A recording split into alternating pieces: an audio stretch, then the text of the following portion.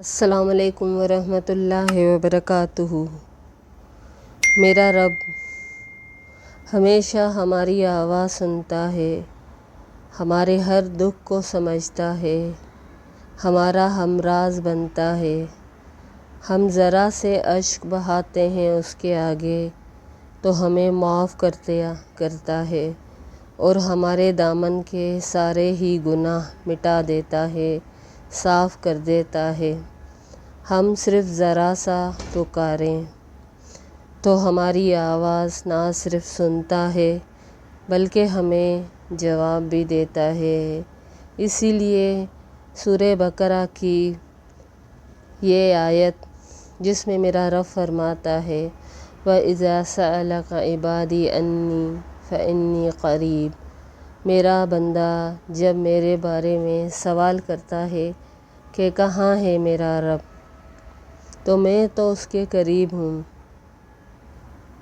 میں اس کے شہرک کے قریب ہوں اور اس کی ہر بات کا جواب دیتا ہوں۔ وہ جب مجھے پکارتا ہے، نہ صرف میں اس کی پکار سنتا ہوں بلکہ جو وہ مجھ سے مانگتا ہے میں اس کو دیتا بھی ہوں، اس کو بخش بھی دیتا ہوں اور اس کا ہر سوال پورا بھی کرتا ہوں۔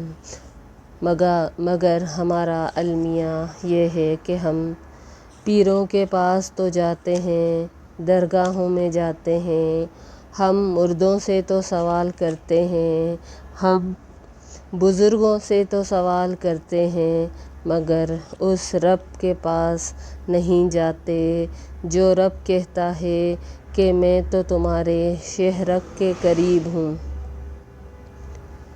اور سورہ قاف میں بھی اللہ یہی فرماتا ہے کہ جب انسان اپنے دل میں کوئی وسوسہ بھی ڈالتا ہے تو وہ بھی مجھے معلوم ہوتا ہے، آنکھ جھپکتا ہے تو بھی مجھے معلوم ہوتا ہے۔ وَنَحْنُ أَقْرَبُ إِلَيْهِ مِنْ حَبْلِ الْوَرِيدِ، کہ میں تو اس کی شہرک کے قریب ہوں۔ آپ کو پتہ ہوگا کہ شہرک کس کو کہتے ہیں۔ شہرک وہ ہوتی ہے جو ہماری زندگی کی ضمانت ہوتی ہے، اگر اس کو کاٹ دیا جائے تو پل بھر میں انسان کی موت واقع ہو جاتی ہے۔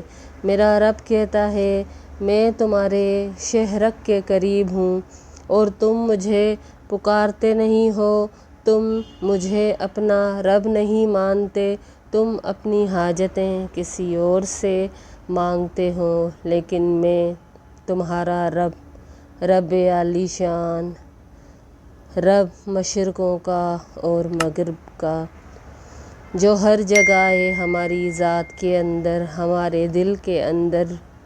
ہم ذرا سا دل میں جھانکیں اور اس کو پکار لیں تو وہ ہماری پکار کو سنتا ہے، ہمارے ایک ایک آنسو کا جواب دیتا ہے۔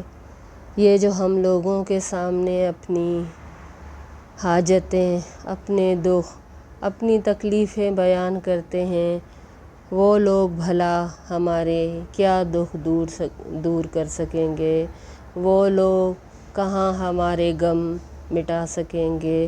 یہ تو رب ہے، عالی شان رب۔ السلام علیکم ورحمۃ اللہ۔